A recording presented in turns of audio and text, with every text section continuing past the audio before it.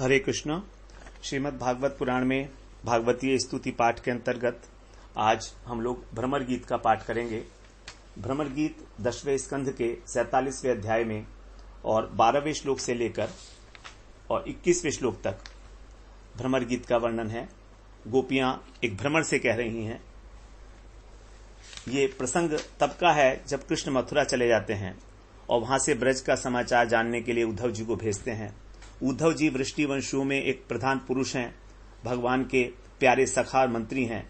भगवान ने कहा उनसे, उद्धव तुम जाओ ब्रज में, मेरे माता पिता यशोदा मैया नंद बाबा को आनंदित करो। गोपियां मेरे विरह व्याधि से बड़ी दुखी हैं, उन्हें मेरा संतोष सुनाकर वेदना से मुक्त करो। उनका प्राण, उनका जीवन, उनका तो सर्वस्व मैं ही हूं।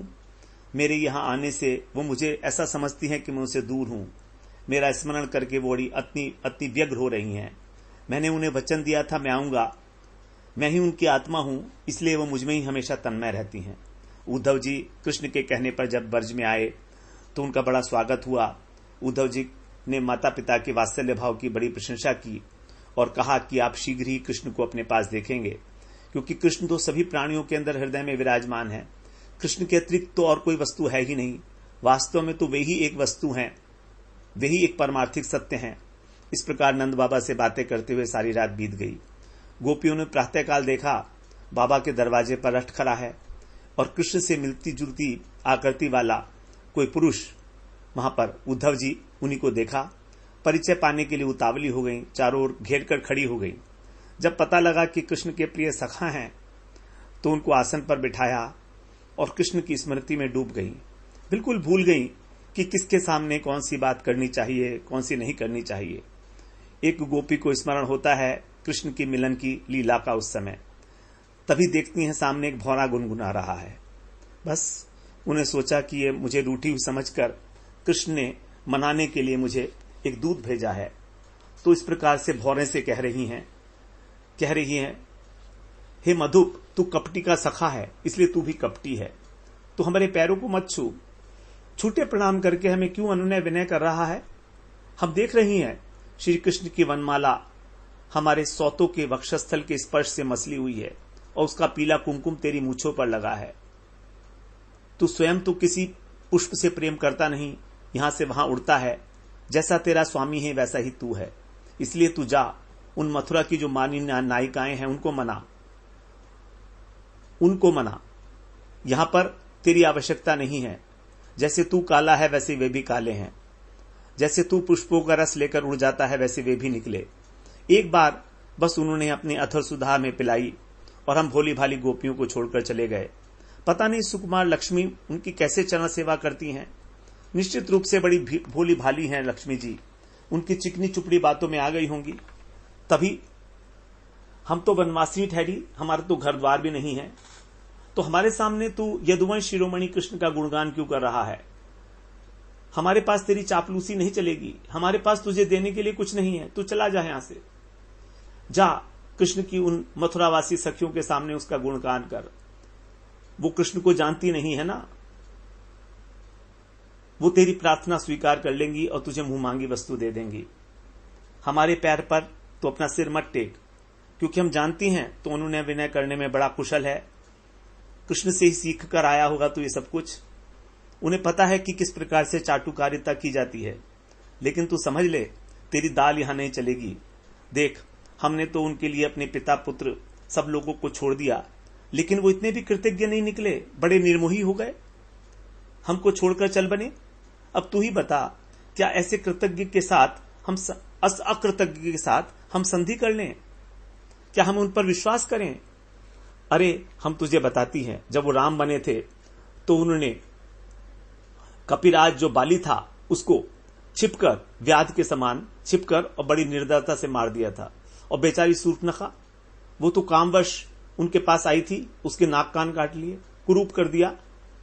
चलो छोड़ो, ब्राह्मण के घर वामन के रूप में जन्म लिया और बलि ने उनको तो उनकी मुंह मांगी वस्तु दे दी, तो भी उसको वरुण पाश से बांधकर पाताल में डाल दिया।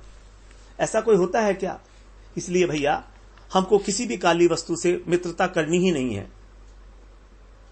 यदि भ्रमर कहे जब ऐसा ही है तो तुम उसकी चर्चा क्यों करती हो, तो कहती हैं, रे भ्रमर, हम सच कहती हैं एक बार जिसे चस्का लग गया उसकी कथा का, उसे छोड़ नहीं सकता।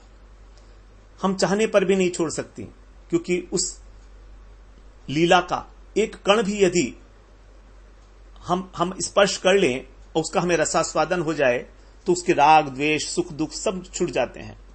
यहां तक कि बहुत से लोग तो अपनी घर गृहस्थी छोड़कर और अकिंचन हो जाते हैं, पक्षियों की तरह चुन चुन कर भीख मांगकर पेट भरते हैं, दिन दुनिया से जाते रहते हैं सब, लेकिन फिर भी कृष्ण की लीला कथा नहीं छोड़ पाते। ऐसा है उसका रस, ऐसा है उसका चस्का, और यही दशा हमारी हो रही है।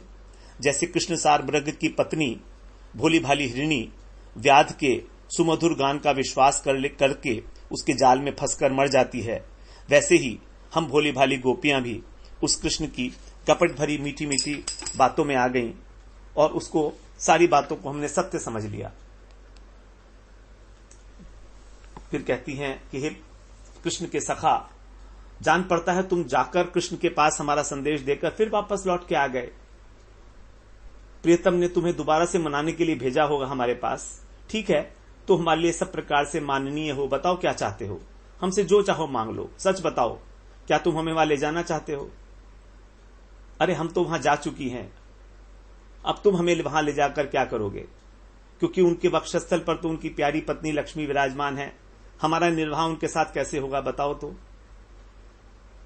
फिर पूछती हैं अंत में कि हे प्यारे मधुकर, ये बताओ आर्यपुत्र भगवान श्री कृष्ण गुरुकुल से लौट गए हैं मथुरा पे, अब सुख से तो हैं। क्या कभी नंद बाबा यशोदा रानी ग्वाल बालों की कभी याद करते हैं? क्या हम दासियों की कभी कोई बात करते हैं? हे प्यारे भ्रमर, हमें ये बताओ कि क्या वो अपनी दिव्य सुगंध से युक्त भुजाओं को अपने हमारे सिर पर कभी रखेंगे? क्या हमारे जीवन में ऐसा अवसर कभी आएगा? इस प्रकार से गोपियां अपने हृदय की जो उद्गार हैं उस भ्रमर से कह रही हैं, जो उसको दूत समझ रही हैं कृष्ण का।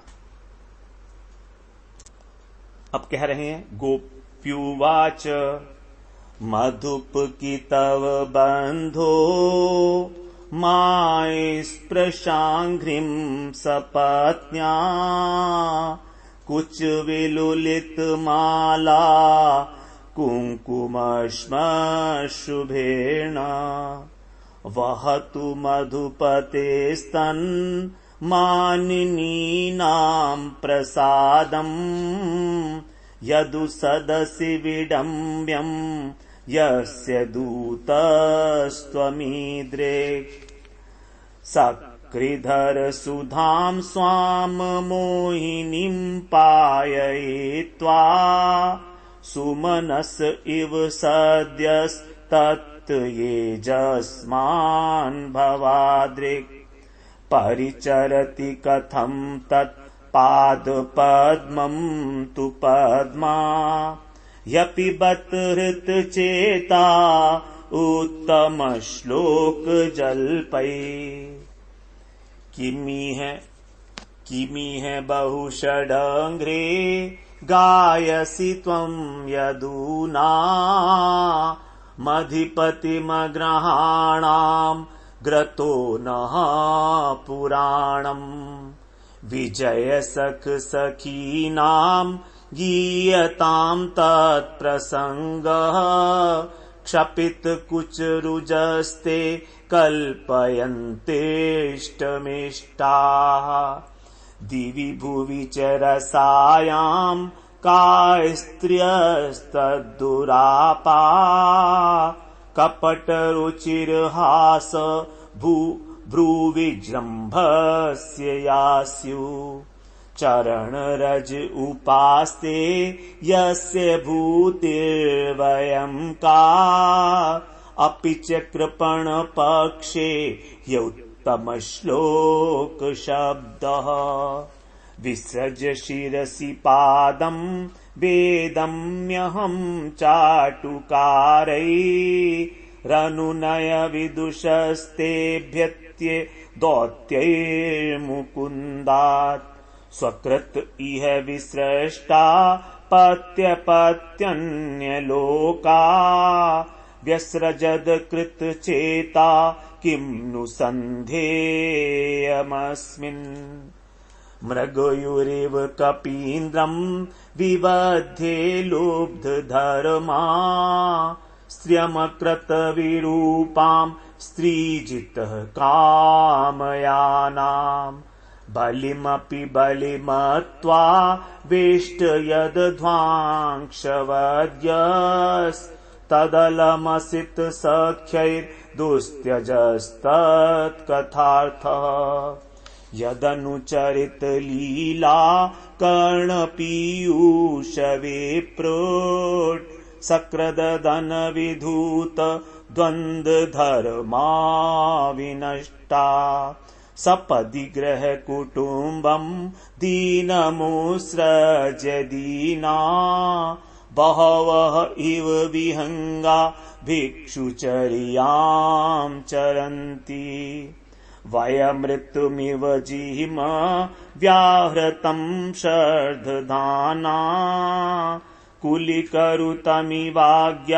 कृष्णवध्वो हरिण्य ददृशुरसकृत तत् नख स्पर्श तीव्र स्मररुज उपमन्त्रिन् भण्ड्यतामन्यवार्ता प्रियसख पुनरागा प्रेयसा प्रेषितः किम् वरय किमनुरन्धे माननीयोऽसि मेऽङ्ग नयसि कथमिहास्मान् दुस्त्यज्य द्वन्द्वपार्श्वम् सततमुरसि सौम्य शिरिर्वधुसाकमास्ते अपिबत मधुपुर्या मार्यपुत्रोऽधुनास्ते स्मृति सपेतृगेहान् सौम्य बन्धुष्य गोपान् क्वचिदपि स कथानः किङ्करीणाम् गृणीते भुजमुरुसुगन्धम् मूर्धन्यधास्यत् कदा नु यदक्षरपदभ्रष्टम् मात्राहीनम् च यद्भवेत् तत्सर्वम् क्षम्यताम् देव प्रसीद परमेश्वर हरये नमः।